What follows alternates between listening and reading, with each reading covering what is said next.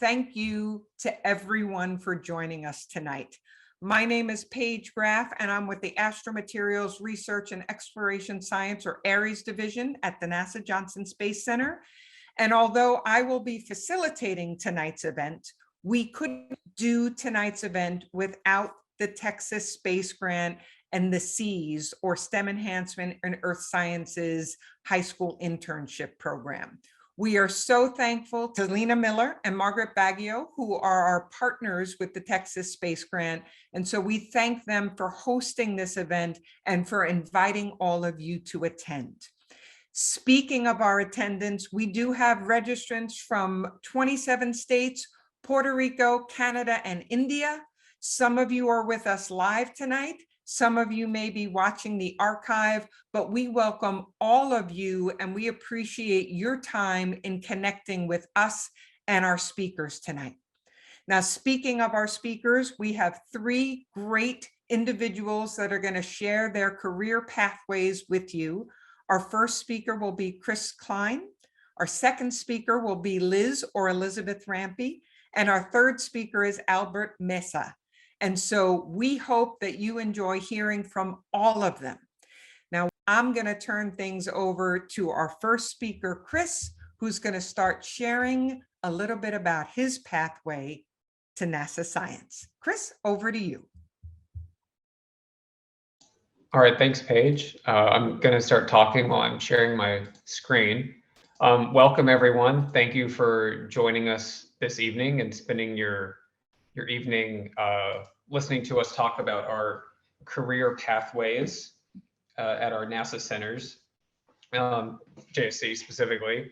And I've titled my talk Career Exploration Talk, the stuff you probably want to know but never get to hear. Because in my talk, I'm going to try and lay myself bare to you. I'm going to show you some of the pitfalls and the stumbles that I had during my career path and my education, to hopefully show you that things don't always have to be as linear as you hope. So please feel free to interact. Make sure and ask us questions. I want to make sure you get as much information out of us as possible. That's why we are here. And if there's anything we can do to help, providing those answers is the best thing we can do for you right now.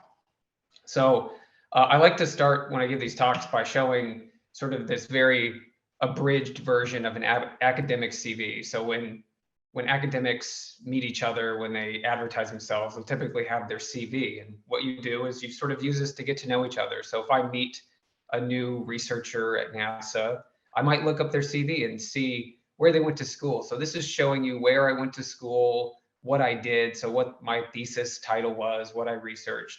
And you use this to kind of look and say, oh, well, they went to UNLV and I went to UNLV too, or, oh, they studied that for their PhD. I have this thing in common with them. And you might look at these CVs when you're in school. I did a lot as an undergrad. You get very overwhelmed. You look at it, it's a decade plus of work on this one sheet of paper, and it's very overwhelming. So what I want to do is, instead of talking about all of that sort of pedantic stuff, is to go into that path and how I actually got to all of those bigger bullet points, how I made it to each of these universities and these steps throughout the maturation of my science career. So when I got out of high school in 2005, I didn't know that I wanted to be a scientist. In fact, what I did was I flew planes. So I went to flight school for 3 years out of high school. This is a picture of me flying solo in a plane by myself around the Grand Canyon, because I lived in Las Vegas. I was born there, and I went through all my school there. This is what my parents wanted me to do. This was the career choice they wanted me to take. But really, to be completely honest with you, I wanted to be a bass player in a punk band.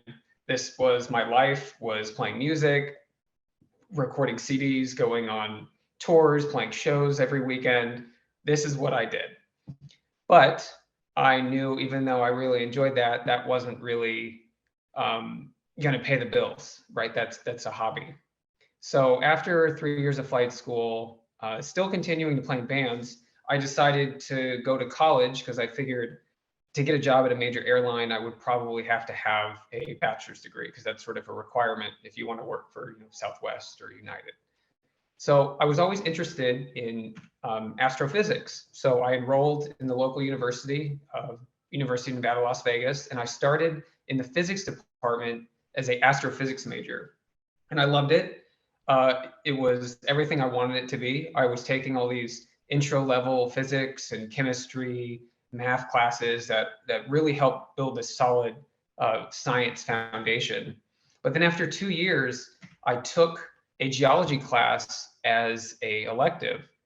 And here's a picture of me out at Lake Mead doing some field work. But what really caught me was I took this geology class and I had a TA I was asking a lot of questions to, so I was really interested, especially in mineralogy. And he said something very poignant to me. And this was sort of a turning point in my entire academic career. And I think Liz knows this individual. He was my, Chris Adcock, he was my Geology 101 TA when I was an undergrad. And he said, do you want to touch your science or do you want to stare down a telescope for your entire life? Because in geology, you get to hold the rocks. I get to examine them. I get to ask questions. I get to poke at them and prod them in different ways. And that really stuck out to me. So I actually transitioned to being a geology major. And through that undergrad, I got this really good fundamentals of science. As I mentioned, the physics, chemistry, math. Geology also teaches you some really good things about relative timing of events, which actually comes into play just in terms of problem solving a lot, and also a lot of observation skills. So you can see all these beautiful rocks behind me and these basaltic plateaus and these tilted sedimentary structures. You have to take in all these observations and sort of make a story. So it's a really good, I think, a really good background science. As a junior, I was hired in as a research assistant in a experimental rock physics lab. And this is because I had that background in physics. So the professor that hired me was half physics, half geology. So she liked my background. And what I did in her lab was sort of grunt work for geology. I was polishing rocks, I was making thin sections, but I showed this aptitude and I really wanted to learn more. And so she put me working on this apparatus that we call a Griggs machine. And this specific machine is made to do rock deformation. So you can take a little tiny piece of rock that's about a centimeter tall and half a centimeter wide, and you put it in the middle of this big contraption, and we can create this immense pressure and these really high temperatures, and then we squish it, and it sort of squishes like Play-Doh, and we can study how it flows. And that's for the purpose of looking at upper mantle rheology or sort of related to plate tectonics. And I absolutely loved this. It was so much fun that she ended up offering me a scholarship to work with her for my master's. And I have here an asterisk. That's because I tried to establish myself as like a sort of a leader in the lab. I like training new people. She was always bringing in new students. I wanted to know everything. I wanted to touch everything in her lab. I wanted to know how to do it all. So I specialized for my master's in rock deformation, mostly in olivine rocks, which is that green mineral that it makes the gemstone peridot that you might have heard about, birthstone of August. And during my master's, I ended up taking 7 trips to the synchrotron and at Brookhaven National Lab. And what this is a particle accelerator. You might have heard about these big rings, and what they do is they accelerate particles around in a circle, and X-rays come off tangential to that circle due to the acceleration of those particles. And we use that during rock deformation. So here's me at the beam line where we are squeezing these very tiny pieces of rock and we're shooting X-rays through them at the same time. And those X-rays allow us to look at basically the atomic structure of that mineral and how it's moving as we're squishing it. And I absolutely loved it. At this point, that is what I wanted to do the rest of my life, is I wanted to work at a beam line at a synchrotron, because it's the coolest thing ever to go to a particle accelerator. About a year in, I started contacting PhD institutions, and I secured a full scholarship at the Australian National University. And what really set my application apart, is what I was told, was that I had all these different, this different experience with these multiple different deformation apparatus. So I had some of the Griggs machine, I had some at the synchrotron. These are different techniques. And at ANU, they used another apparatus, which is a gas pressure vessel. This one is called the attenuation apparatus, and it's about 9 feet tall, and we use it to study the dissipation of seismic energy. But in principle, it operates very similarly to those other two presses that I had experience with. So they were able to give me this scholarship to go down there. And at that time, I lived in Vegas my entire life, and I wanted to get away. And you can't really get much farther away from Las Vegas than Australia. So I hugged my mom and dad, I packed up my wife, and we headed off to the Southern Hemisphere. When we left in July, it was 110 degrees in Las Vegas. And when we landed in Australia, so we got on a plane, and then we stepped off the plane, it was close to freezing because we swapped hemispheres. That was one of the most eye-opening experiences when I moved down there. But during my PhD, this was a really good opportunity to explore the world, right? I got paid to move over there and be a student, which it doesn't get much cooler than that. I studied how seismic waves reacted with different defect chemistries in the Earth's interior. And I really tried to expand my network of collaborators and colleagues. So now I was in a completely different part of the world. I was meeting people that didn't really interact on a daily basis with people in the States. And I was hoping that this would help me just make more connections that would come into play later in my career. And about 1.5 years before the end, I started looking for a postdoc. And then while I was doing that, Australia also has a synchrotron in Melbourne, and they bought this press that you see on the left-hand picture. And if you think that looks familiar, it's because it's the identical press that I used to use at the Brookhaven synchrotron during my master's. And at the time, I was the only person in the Southern Hemisphere that's ever used one of these. So they began flying me down to Melbourne to basically teach them how we would do these types of experiments. Now I was like, oh my gosh, I always wanted to work with synchrotron. Here I am. I'm showing them how to use this. This is the best thing ever. Well, it didn't work out. I couldn't get a postdoc there. So post PhD, I actually secured a postdoc at Yale in one of the mineral physics labs. And the lab leader liked my work that I was doing as a PhD. So this is one of the pitfalls I was speaking about earlier. At this time, I just had my daughter. So I submitted my PhD dissertation a week after my daughter was born, and he wanted me to start my postdoc. So we moved when she was 9 weeks old, which was as early as we could get on a 30-hour flight with a child. And 2 weeks after being back in the States, it fell through due to funding. So now I'm back in the States. I have no job, and I have a 9-week-old baby. So I started applying to postdocs all over jobs. I applied to probably 30 postdocs, and I ended up getting one at the Institute of Shock Physics at Washington State University. And they wanted me for all of that mineral physics knowledge that I had, because they were basically pure physicists looking at the effect of really high impact shock events on metals and very simple minerals, but they wanted someone that knows a little bit more about defects and rock deformation. This was a great opportunity, but unfortunately, I did not jive with the advisor. I did not like his advising style, and I left after 3 months because it was the right thing to do for my family. And we went back to Vegas. I got a job at a geotechnical engineering firm where I was running all of their geophysical surveys. So when people want to build casinos, for instance, they have to understand what's underneath the ground. And how we do that is seismic surveys. So I would set out geophones and I would set off charges, and it would give me a view of what's underneath the surface. And they, of course, wanted me for my experience with all the seismic data that I was working with for my PhD. And then out of nowhere, I was in the middle of a construction site in downtown Las Vegas where they were building a new casino. And I got a phone call from one of the people that I trained in that first lab I worked in. And he said, hey, there's a job at NASA Johnson Space Center, and we think you would be perfect for it, and we want you to put in an application. So at this point, I thought I was done with academia. I was working in industry. I was doing geophysical surveys, but this was my chance to get back into research. And lo and behold, it was a position in the experimental impact lab.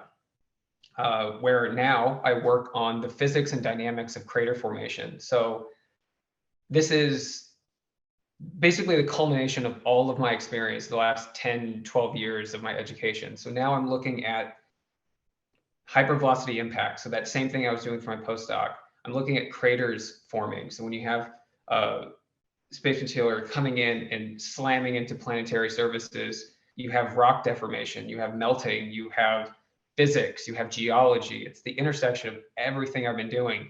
And I didn't even know that this was a job. I had no idea that people studied impact craters. It's just, I didn't know anything about planetary science because I was strictly working on the mantle of Earth. So how did my experience get me here? And so I went back and I looked at all those asterisks from like how I transitioned. The first transition was I had that background in physics, that really fundamental background in math, physics, chemistry, just pure science. The other one was I established myself useful in my first advisor's lab. I showed her that I really wanted to do it, and I did really enjoy it. The third transition was I had experience using multiple deformation techniques. So I had this broad range of experience. And the last one was that I had this good understanding of rock properties. So you put that all together, and I ended up getting this position at JC, which is my absolute dream job. And I would never leave until they kicked me out. I will definitely be there for the long haul. On the left is a picture of our lab. It's very hard to get one picture of it. We have 3 very large guns or accelerators, however you want to phrase it, that we use to do these types of experiments. On the upper right, those are a couple of our gunners that operate and shoot the guns for us. So I tell them what kind of science I want to do, how I want to set up the experiment, and they're the ones that actually handle the gunpowder and maintain the guns. And I think I'm running out of time. I want to respect the time limit. So just to let you know, if I had any one piece of sentence, some small sentence for a piece of advice, it would be gather experience in whatever you find interesting as much as you can, and just definitely be open to opportunities that not, because I'm not someone who thought I was going to work at NASA in elementary school and just work towards that. I didn't even know it was a possibility until I got a phone call out of the blue. I didn't think I was right for it. I didn't think I had the right experience, but gathering all that knowledge that you can in a broad sense is really beneficial. And then when you look at our department as a whole, that's what really makes it strong, is that you have this really broad spectrum of experience that can come together and solve problems in a very interesting way. So with that, I'm going to stop sharing my screen, and I'm going to pass it over to one of the absolutely amazing scientists we have in our department, which is Dr. Liz Rampe, and she's going to take it over from there. But please, again, if you have any questions, just ask them in Slido, and we will do our best to answer those. Thanks very much, Chris. Yeah, I learned a lot about you. I don't know that I knew that you were from Las Vegas and that you got your undergrad and master's degrees from UNLV. Definitely didn't know that you were into punk rock. I was too. So we're going to have to talk about that. Okay, so I'm going to tell you a little bit about my job as a Mars scientist at the NASA Johnson Space Center. So I'll start with a little bit about myself and my career path to NASA, what I do at my job from day to day, why planetary scientists are interested in Mars at all. And I work on the Mars Science Laboratory Curiosity rover, which has been roving in Gale Crater for 10 years. And so I'm going to tell you a little bit about what we've been finding in Gale Crater. Okay, so I grew up in Denver, Colorado. And if you've ever been to Denver, you know that it is the gateway to the Rockies. Both of my parents are scientists, and they are lovers of the natural world. So my younger sister and I spent a lot of time outdoors, camping and hiking. And here are just a couple of photos of Alicia and I enjoying the outdoors. And so really growing up, I developed this love for nature and for being outside. I went to college in upstate New York at Colgate University. And when I went there, I thought I was going to study chemistry because I liked chemistry in high school, and I thought it would be pretty cool to be a chemist. But when I first took my first chemistry class, it was fine, but I wasn't like, I want to do this for the rest of my life. Growing up, I was really fascinated by dinosaurs. And my freshman year of college, there happened to be a class about dinosaur evolution. It was in the geology department. I took that class and I was hooked. I thought I was going to be a vertebrate paleontologist and study dinosaurs forever. But then I took other geology classes, mineralogy, petrology, sedimentology. And I learned that there are so many more interesting aspects of geology beyond dinosaurs, believe it or not.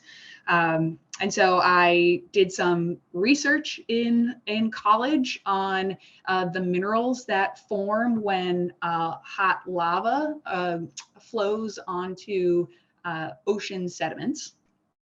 And knew from there that I wanted to do independent research forever. But if I was going to give you a piece of advice, I would recommend that you take classes that you're interested in.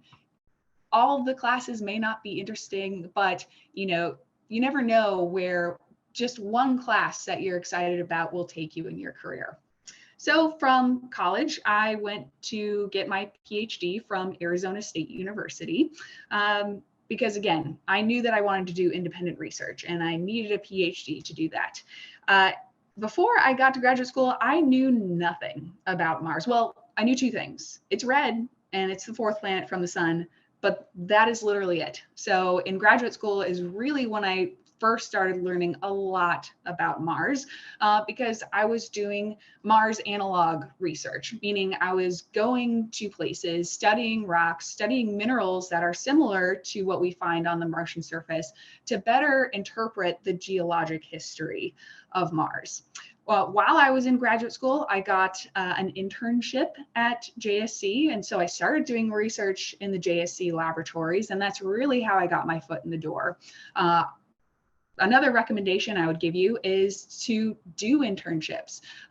Try out, working in places that you might be interested in, develop relationships with people who work there, because you never know where your job is going to come from.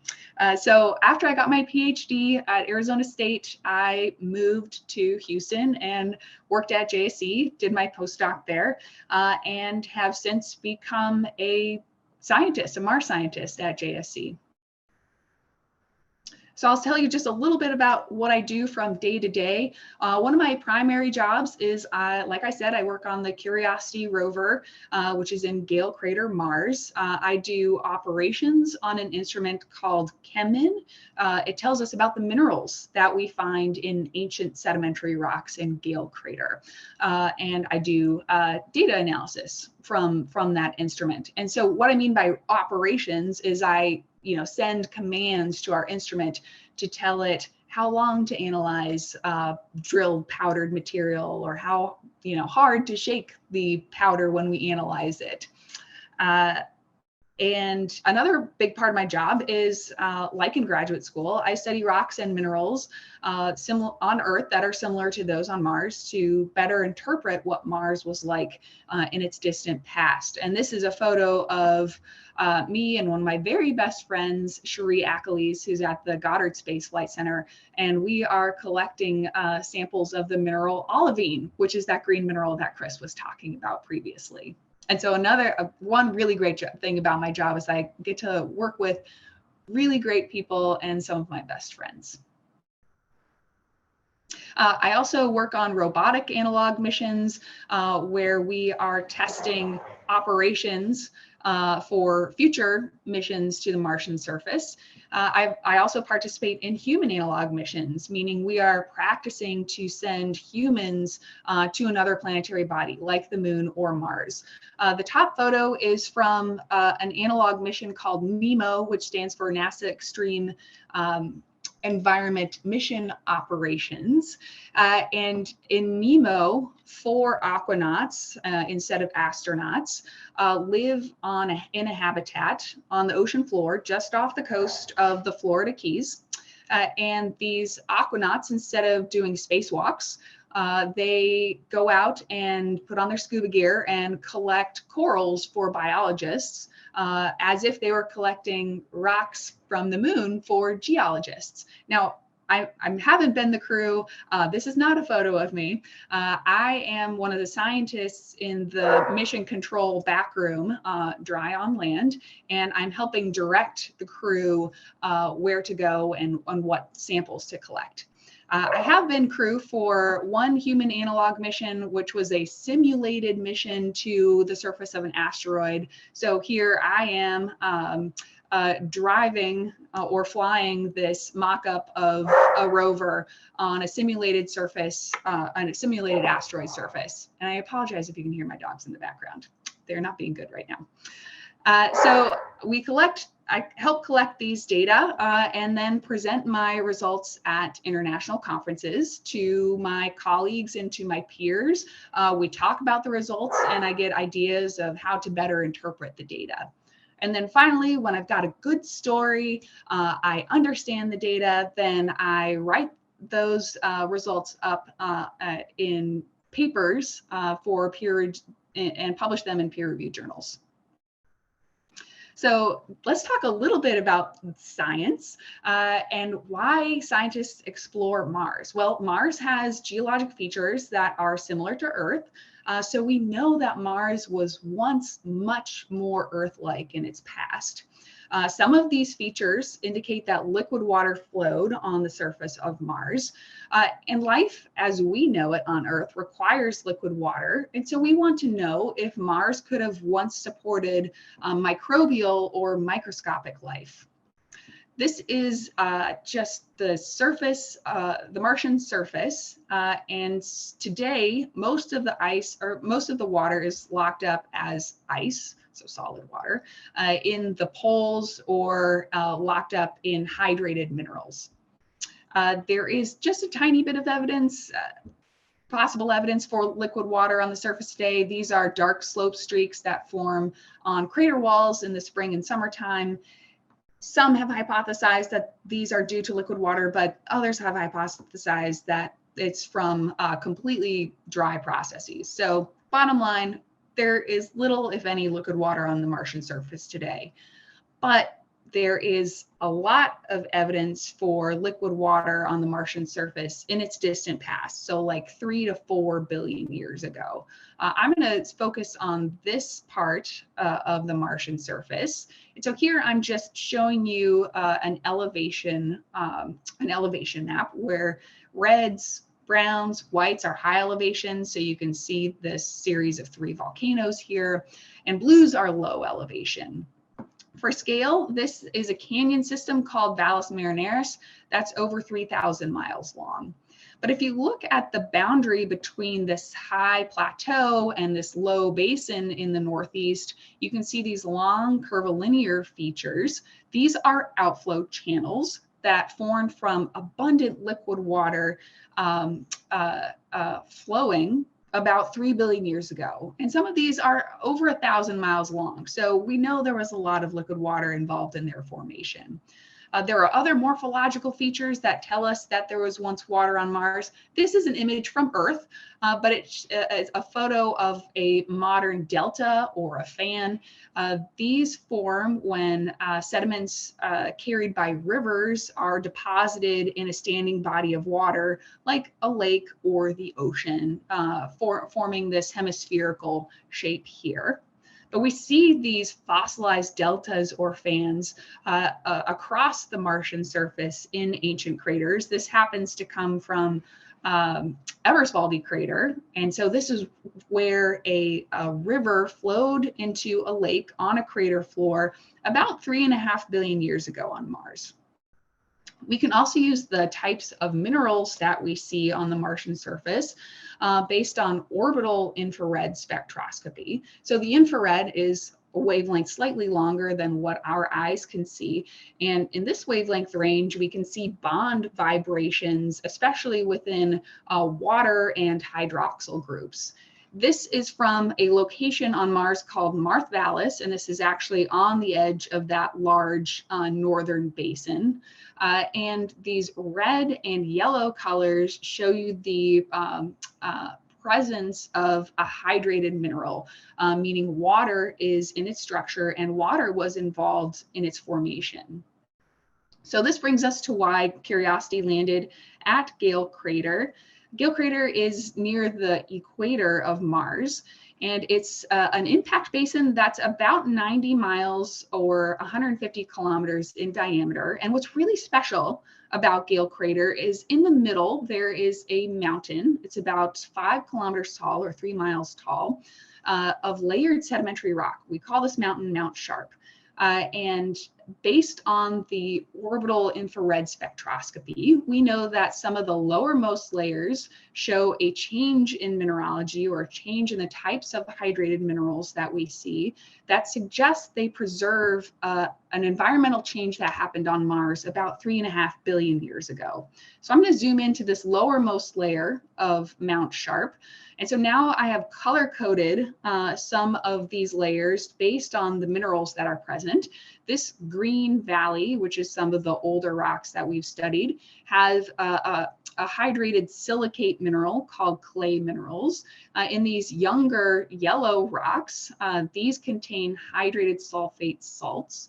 And this change from these clay minerals to salts has been hypothesized to indicate that the Martian surface gradually dried out about 3.5 billion years ago. This white line represents Curiosity's actual traverse about to here, and then the projected traverse. We actually didn't do this offshoot because these rocks were much too dangerous for our rover. So we're actually right here. And so with Curiosity's instruments, we are studying what these ancient climates were like based on what we find in the rocks, and if they would have been habitable to ancient microbial life. So here I'm showing you the traverse, Curiosity's traverse from our landing site on the plains of Gale Crater to where we are today, and we've driven almost 29 kilometers in the last 10 years. Curiosity has a variety of instruments to interrogate these rocks. We have cameras, we have instruments that can measure the geochemical composition. On the inside is the instrument that I work on, Chemin, which tells us the mineralogy of the rocks. So I'll show you just a few of the rocks that we've seen and what they tell us about ancient Gale Crater about 3.5 billion years ago. Very close to our landing site, we discovered this rock called a conglomerate. It's a sedimentary rock with varying sediment sizes or grain sizes. And based on the size and roundedness of some of these pebbles, we know that these sediments were deposited in a river that might have been up to hip deep. We also see abundant layered mudstone. Mudstone is another type of sedimentary rock that has very small grains, indicative of deposition in a low energy environment. So in this case, these sediments were deposited in a lake. We also see some evidence for drying of the sediments. This is a target that we named Old Soaker. We name everything. And for scale, this is about 3 meters across. And on the surface, you can see these fossilized mud cracks. And so this is a place on Mars where wet muds were exposed to air and they dried out about 3.5 billion years ago. So based on the rocks that we've seen, we can come up with an idea of what Gale Crater used to look like about 3.5 billion years ago. These are images from Earth, but we think that this is an analog environment where typically it might have been dry, but then there would have been periods that were warmer where snow and ice on the crater rim would have melted, forming streams and rivers that would have flowed into crater lakes. And then this process of being dry and warm would have been cyclical. So with the Chemin instrument, we study powder that is collected from the drill on Curiosity. And this is a photo of all of the drill holes that we have analyzed so far. For scale, this is a little over 1.5 centimeters, or the size of a dime in diameter. And we drill down like 1 inch or 2 below the surface. But one thing you might notice is that these drill powders have a lot of differences in color, and that is telling us that there are big differences in mineralogy.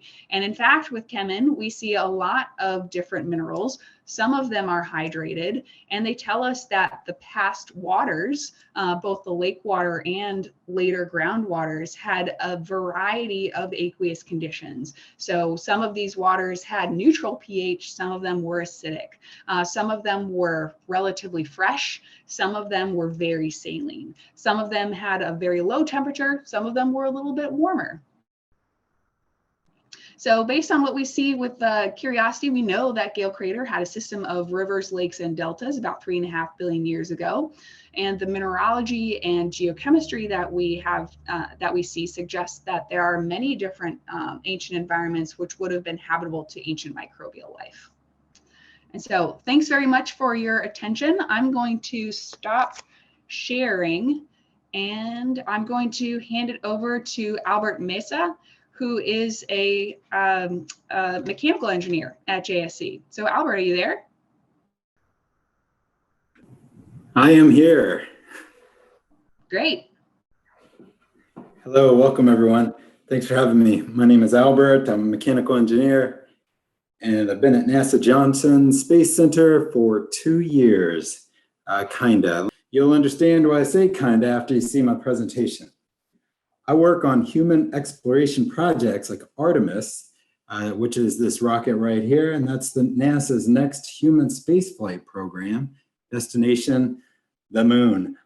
Our launch date is set for 14 November, and there's a picture of me on my first day at the NASA badging office.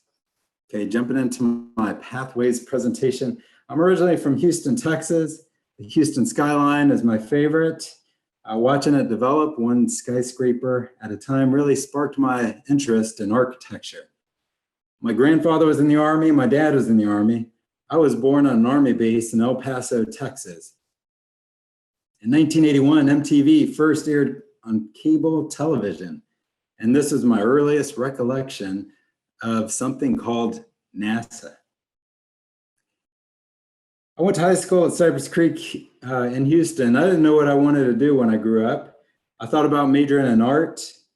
I thought about majoring in architecture. My parents talked me out of majoring in art because they said there was not enough money in that career. When my junior year rolled around, I was planning to take a drafting class in architecture, but nobody signed up. Only one class was remaining, and it was for engineers. I didn't know what engineering was, but I thought it sounded a little cool. About that time, I realized I was good at math and sciences. At that moment, I started on my pathway that I'm still on today. I enrolled at the University of Houston and continued down this path. Engineering colleges usually have fantastic internships available, so I want to highly recommend taking advantage of those valuable opportunities to build your expertise. My internships were amazing. My first internship was at an oil industry company named Sperry Sun Drilling Services. We built drilling equipment. Any engineer would have loved to have this job. We came up with new ideas for drill bits, drill motors, drill electronics, and more of those kind of mechanisms.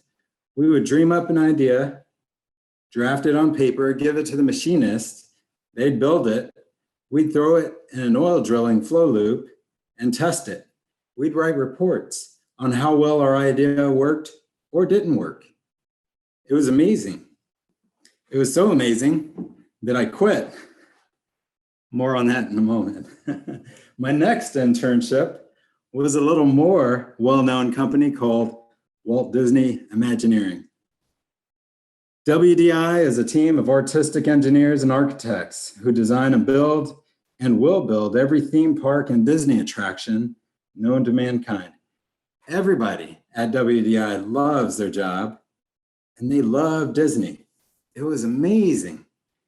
It was so amazing that I quit. Students, if you haven't noticed, there's a problem here. But what's the problem? These jobs are amazing. What engineer from Texas wouldn't want to be designing oil well equipment? That was a good job. What engineer from anywhere wouldn't want to design Disney theme parks? We designed Animal Kingdom, by the way, and a park in Japan named Tokyo Disney Sea. But back to the question, who wouldn't want these jobs? And the answer was me. But why? I had to think about this. What was the problem? What was going on? I thought about it, and wondered, what have I always wanted to do since I was a kid? What was my passion? And this process, it took some determination. It took a little while. I was already approaching senior year in college. All of a sudden, it hit me. I am a military man. I threw out any prejudices that anyone imposed upon me, my life, and my career. I went to see a recruiter, and I swore in to the United States Air Force. Now, how does swearing into the military tie into my pathway to a career at NASA? Just be patient with me and I'll explain. I graduated with my engineering degree and entered basic military training. Now, I had no idea what I'd gotten myself into. And these guys were not nice. They yelled, they made you do push-ups nonstop. They made us run, climb, crawl, get muddy, get dirty, get hungry. They put us through the gas chamber. Why? Because when you join the military, no matter your duty, you're a warrior first. I graduated from basic military training and was commissioned a second lieutenant in the United States Air Force. After graduation, through no fault of my own, I was one of the last military guys to receive their orders. Now, orders tell you what to do. Like, here's your first Air Force assignment. Now get over there and get to work. So when my orders finally arrived, I read 1 SLS, Cape Canaveral, Air Force Station, Florida. And I wondered, what in the world is 1 SLS? And why in the world is the Air Force in Florida? I remember, I had no idea what I had gotten myself into. But I knew from watching I Dream of Jeannie as a kid that Cape Canaveral is where they launched rockets and the space shuttle. And I got really excited. Well, 1 SLS stands for the First Space Launch Squadron. First SLS launched Boeing Delta II rockets with GPS satellites. This was my first assignment as an Air Force engineer. My job was to lead the spacecraft section. So I was responsible for this $60 million GPS satellite built by Lockheed Martin. I had a team of 75 engineers reporting to me the status of software, solar powers, antennas, radio frequency, and everything encompassing this spacecraft, from the factory to the launch site and finally on the launch pad. This job was amazing. It was so amazing that I did not quit. I had found my calling. I loved it. I loved my job. Being at the Cape was pretty cool. You're able to witness every launch from Florida. If you don't know, there are launch pads all up and down the Cape. The shuttle launches were the best. Once the shuttle launched on the Air Force side of the range, so my NCOs, that's non-commissioned officers, and I ran over to snap some photos before she departed. My next assignment, other things I saw at the Cape, that rocket, saw it just driving down the street. Wow.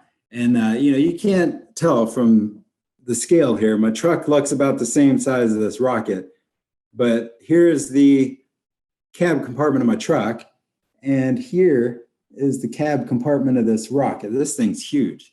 Just driving down the street. Wow. There's me and my buddy. We're standing next to the Boeing Delta II rocket that actually, Certif, that's a space infrared telescope facility. So that was like a predecessor to the James Webb Space Telescope. My next assignment was the Department of Defense Space Test Program at Johnson Space Center. On every launch that NASA sends into space, you can bet there's a DoD payload on board. We launch things on the shuttle. We launched them to the ISS. We launched them on the Japanese Hito transfer vehicle. That's a rocket and a cargo vehicle. The European Space Agency's cargo vehicle. We launched payloads on the Russian Progress, on the Russian Soyuz, on every rocket.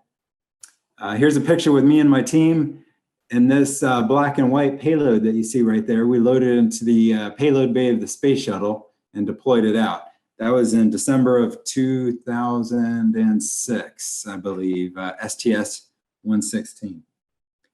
Here's a picture of me in the ISS mock-up, and I'm holding what MIT, Massachusetts Institute of Technology, built. And the professor there said he put on a clip of Star Wars where Luke is fighting the little laser guy. He put that on for his students and said, I want you to build that for me. So they built it, and we integrated it on board a rocket and launched it to the International Space Station. And these guys float around the space station, and there's a purpose behind all of these experiments. And that gets a little more scientific. I'll kind of lose you if I talk too far into it. But fantastic assignment. Along with all that fun, along with all that work, I had a little fun and brought my fiance, who's now my wife, on site and gave her a nice little tour. There we are next to the X-38 escape vehicle. There's another picture of me piloting the Gemini capsule. Nice. My next assignments were in Washington, D.C. I worked at the Air Force Research Lab. I got deployed. We're warfighters. I went to Afghanistan. I went to Guantanamo Bay, Cuba. I came back and I worked in scientific research. My final assignments were at the Air Force ROTC. I went to the Pentagon. There I am with my daughter, and I took her inside the Pentagon. It's a lot like a museum, the hallways and all the history you see in there. So she really enjoyed that tour. And my final assignment in the United States Air Force was at the National Geospatial Intelligence Agency. Now, I highlight that because I was at my 19 and a half year mark.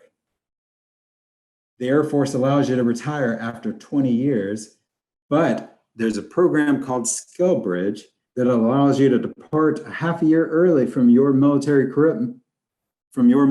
commitment to go and work somewhere else. The goal is to ease your transition into civilian life. I knew all along I'd retire after 20 years, so my final active duty location as an Air Force member was to move somewhere using the Skill Bridge program. And I picked none other than the Johnson Space Center. There I am at Mission Control. There are some T-38 astronauts, trainers. And what I did there is experiments again. This little box you see behind my team member and I is a complement of experiments.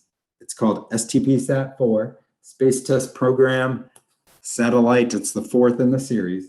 And we launched that on an Antares rocket and a Northrop Grumman cargo vehicle. And astronaut Colonel Andrew Morgan grabbed it using the Japanese arm, deployed it onto space, and kicked it off into Earth orbit. Fantastic. Being at Johnson Space Center for my final 20th year mark, I was able to retire at NASA. That's my beautiful wife, my family. They were all able to participate in that with me there. And my family here in Houston was able to participate as well. And that might not have been possible if I was still up in the DC area. So that was great. So next step was job interview time. That's a silly picture of me with my retirement gift. Nice watch. And I started the interview processes, and I landed in the Artemis effort. And that's basically three different programs: Orion, which is the crew capsule up top; SLS, which is the rocket Space Launch System is what it stands for; and EGS, Exploration Ground Systems, which is the launch pads and all the facilities at Cape Canaveral. So that is what I do now at Johnson Space Center. And one final note, I'd like to point out that if I had a chance to do this all over again, I absolutely would. And I'm happy, more than happy, to follow in the footsteps of my grandfather, an Army soldier, my father, an Army soldier, and me, an Air Force airman. And that is all I have. Are there any questions, comments, suggestions? I think Paige said we're going to handle that afterwards. So here we go. The end. Thank you very much. Awesome. Thank you so much, Chris, Liz, and Albert, for sharing your great pathways to your current careers at NASA.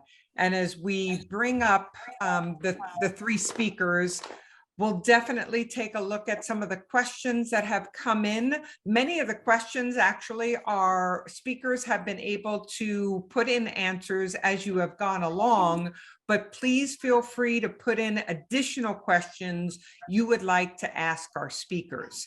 So as we go through some of this Q&A, a couple of the questions that I might ask, I'm going to ask each of our speakers to give their input on a couple of the questions that I have listed for you. And so Chris and Liz, if you are interested in sharing your cameras as well, we will see what types of answers. And I'll try to not to put anybody on the spot, because some of the questions you may not have seen in the Q&A, because I was listing out some things that I think would be useful to ask while I sort of peruse the Q&A to see what's left there to answer. So for this first question, we'll start with Chris, then we'll go to Liz, and then we'll go to Albert to answer this question.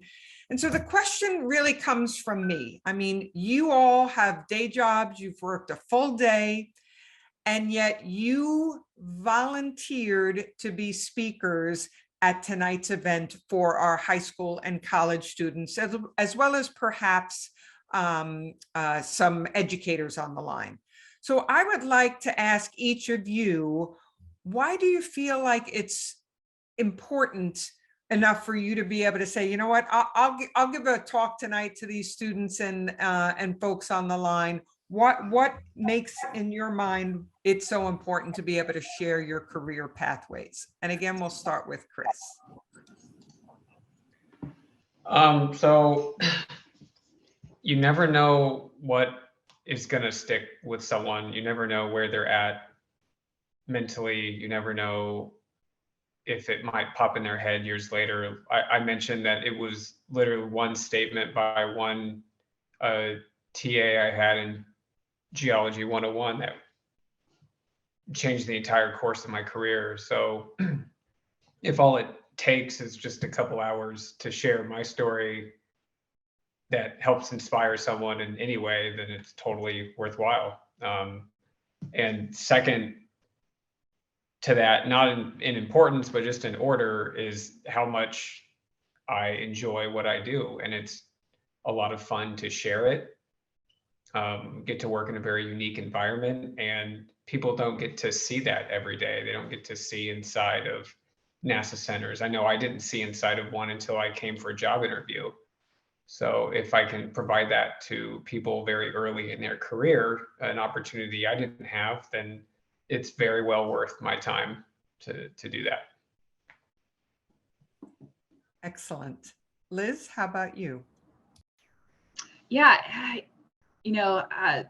NASA sounds really impressive and sort of unattainable to some people. I get a lot of questions from friends, relatives that's like, wait, but what do you do? Like, what is your job like?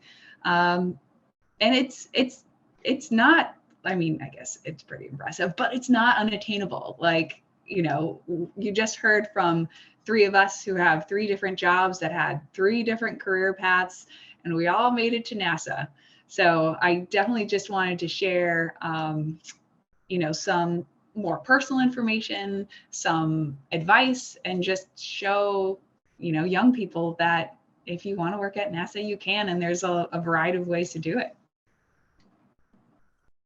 Excellent. And how about you, Albert? What would you say to this question about the importance of sharing your career pathway with those on the line? Well, quite a bit. Thank you.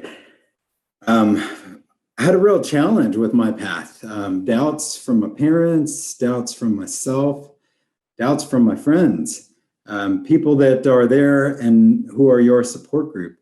if I didn't do a good job conveying in my presentation, I really had to do some soul searching, some thinking.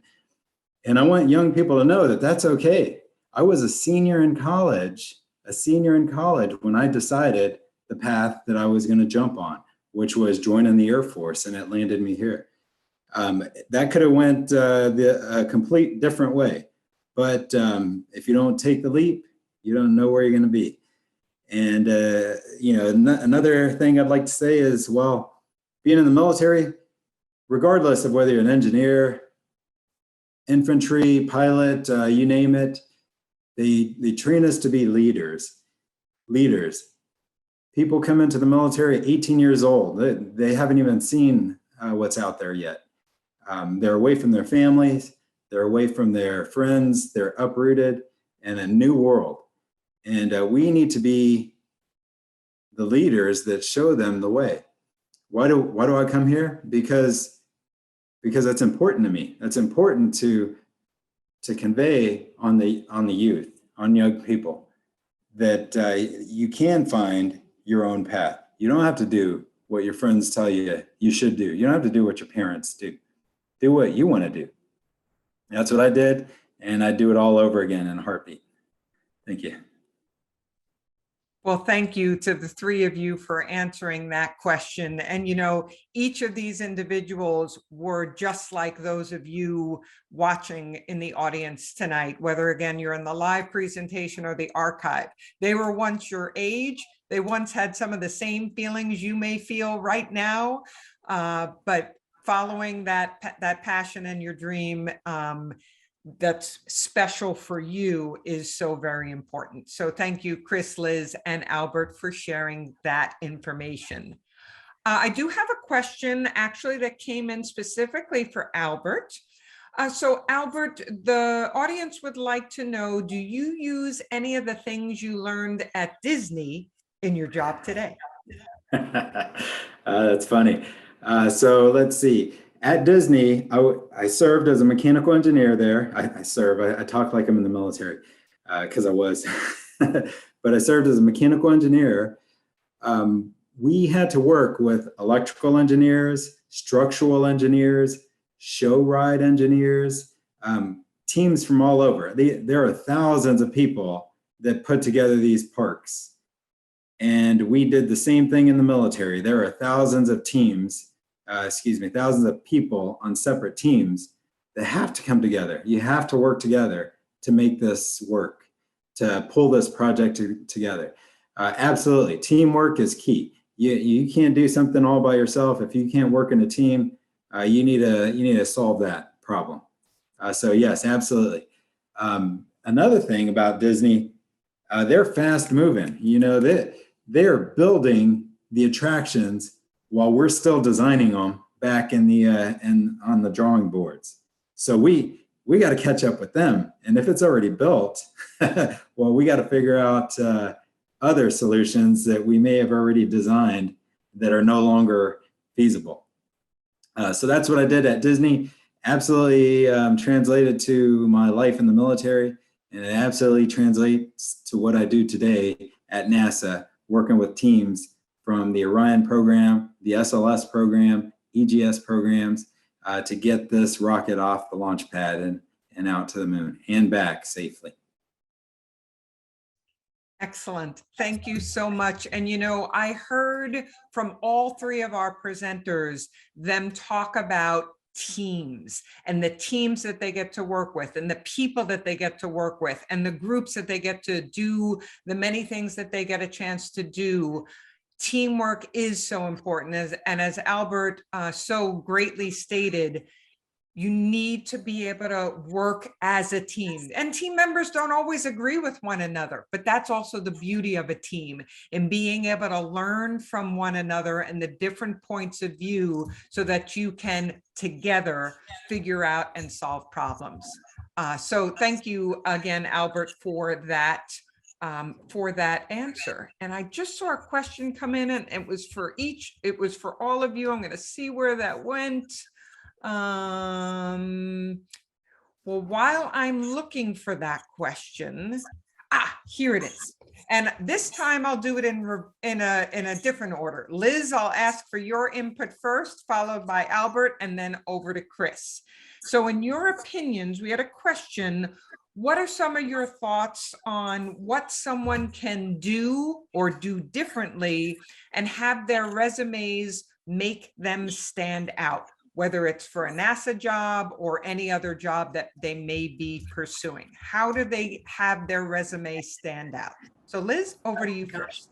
That's a great question. I think a compelling personal statement is, always nice to see, so that people get to know about you as a person and why you are driven to apply for this job. So they're not just seeing like, oh, you went to school here, you took these classes, these were your grades, like maybe just like a blurb of, what you've been doing to work up to this point and why you are excited about this job and what you can do in this job that will benefit the team. Great off the spot answer, Liz. That's tough to think about, but you did a great job and I totally agree. So Albert, what do you think? So how do we make our resume stand out? So keep track of your progress daily, weekly, regularly. I read resumes that say I'm a great leader, I'm a great project manager, but what have you done? Answer it in metrics. I've run 4 programs valued at $20 million each. We've stayed on schedule, on budget. So quantify it. When you list qualitative things in your resume, sounds really good, but it's not really telling me what I want to hear. So quantitative, that's my recommendation. And, we like scientists, engineers, we know what we're talking about, but we don't know where that resume is going. You got to translate. You got to make sure whatever project you're working on, for example, heat transfer, heat flux, mass properties. I might be getting hired by a business major who has no idea what any of that is. So make it make sense. Make it make sense to where anybody can read that and say, wow, I understand what this person's doing. I understand the impact that they have made on their organization. Excellent. So Chris, what are your thoughts on making your resume stand out? So first, you can already see the differences between the science and engineering section. So Liz said, I want to know your personality. As a scientist, I want to get to know you. And the engineer is like, I want metrics, I want numbers. It's sort of the classic engineer scientist split. Me personally, when I look at resumes for interns and students, I like to see involvement in extracurricular, not sports, but if they're getting involved in research, they're going above and beyond their classes to try and involve themselves in research. That shows a lot of initiative and that shows a lot of drive. A lot of professors at your university will have opportunities for you to do that, at least in the sciences. I can only speak to that because that's what I know about. Some of them will advertise in the department. You might be able to approach one of them to say, hey, can I help you with your research? And it might start off as somewhat uninteresting work, but it's teaching you very fundamental skills, and it's designed that way on purpose. So when I see that on a resume, it shows drive, it shows initiative, and also the capability of being able to handle both your scholastic and your research. And that's something, at least if you move forward in science, you're going to have to balance for the duration of your schooling, which can be a decade plus. So that's something I personally look for. And I think, I was taking notes while they were speaking about these things, and I heard things like the compelling personal statement, the being able to quantify what it is that you do and how much, and making sense of it, and the initiative and drive, and do it at the level where you are. You may not, as a high school student, be working with a project that feels like, oh my gosh, it doesn't bring in any money, but it brings in that initiative of things that may be beneficial to others, whether it's a club or some type of program where you're helping to, even Girl Scouts or Boy Scouts. All of those types of things I think can be very valuable. So thank you all three for your input there. And again, I took my own notes. I have another question directly for Albert, because Albert, while you were speaking, some of these questions came in. And this individual wants to know, did you get to choose your job as an engineer in the Air Force?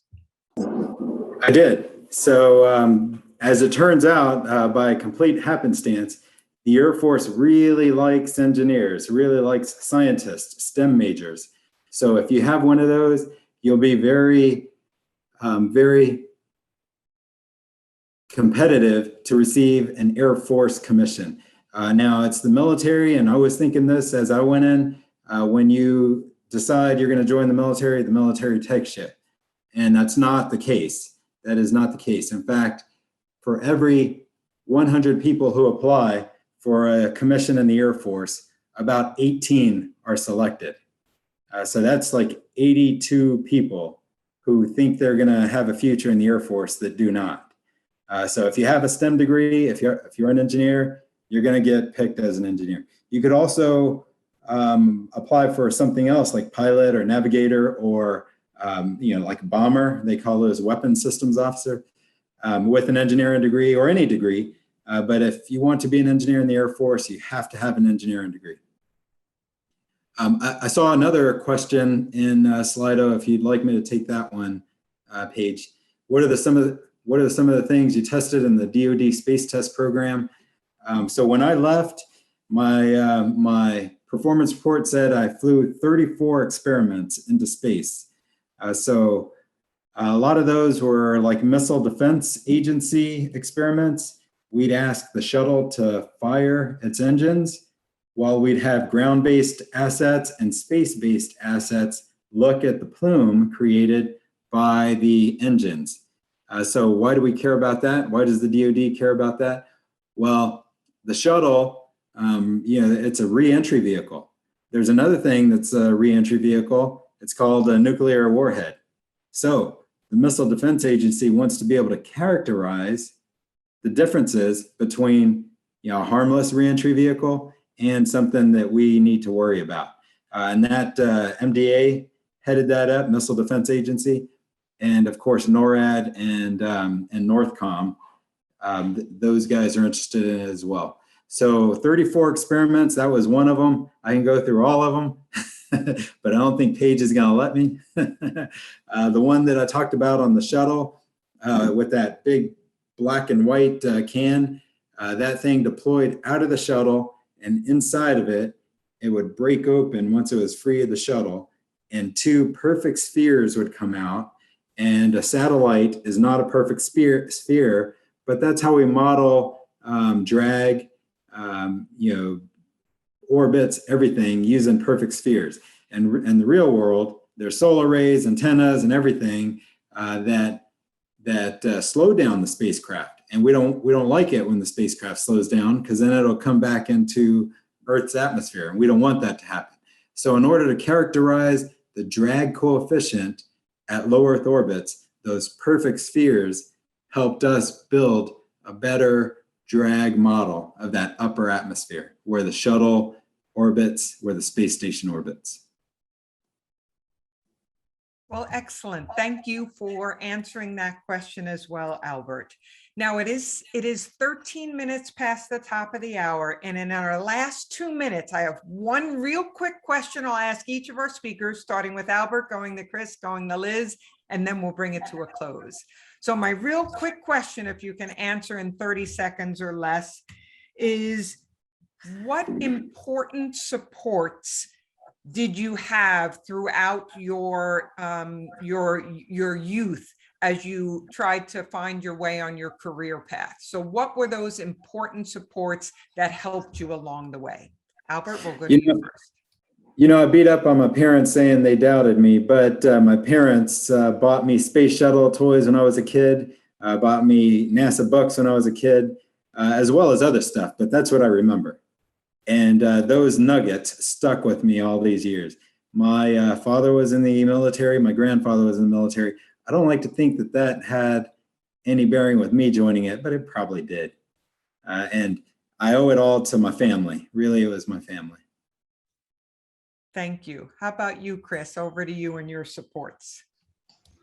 Mine was, I had one of the most amazing undergrad / master's advisors. You go into school thinking you're just going to get a degree, and you don't know how the other half do it, the professors, right? It's sort of like this mystery. But getting brought through that system and learning what academia is, learning how to write papers, give presentations, transitioning you on to PhD, and then having another advisor there that did the same thing, teaching you how to become even more mature, really helped me along. I had some fantastic mentors and advisors through my schooling that really helped show me how to now be an advisor to younger students. I have a postdoc, I've had interns, and I take everything that they taught me and I try and pass that on. Thank you, Chris. And how about you, Liz? Yeah, I'll say that I've had some really great friends along the way who, have had similar career paths or been in the same classes. And when, things get tough, they're people that you can rely on and can talk to about the hard times you're going through, and they can commiserate and support you and lift you up. And so, look to your friends and your colleagues, and let them lean on you too. Excellent. And each of them and they perhaps only, I'm sure there's more than just the one support that I mentioned, but between family, mentors, and friends, finding people who can help, as Liz said, lift you up and help you reach your potential. Those people with that positive influence to help you be able to reach your dreams, those are the greatest people that you can connect with. Family, friends, mentors, and all those other positive folks in your lives. And I hope 3 of the folks that perhaps influenced you in one way or another are Albert, Chris, and Liz, who, again, we are so thankful that they shared their career paths with each of you. And as we bring ourselves to a close here at 7:17, I definitely want to take a moment to not only thank our 3 speakers, but to also thank Selena Miller and Margaret Baggio from the Texas Space Grant, because again, we are so thankful for them to enable us to be able to have these folks share their career paths with all of you. And so we're very thankful for SEES. If you're a high school student, look up their latest in December about the SEES internship opportunities or NASA internship opportunities, or anything else that can help you achieve your goals and dreams like these 3 folks have done. And I'm sure their goals and dreams continue on. They don't just end, they continue on throughout your career and throughout your lives. So with that, it's 17 minutes past the hour. We'll officially bring this to a close. Thank you all so very much for participating. And again, thank you, Chris, Liz, and Albert, for sharing your stories.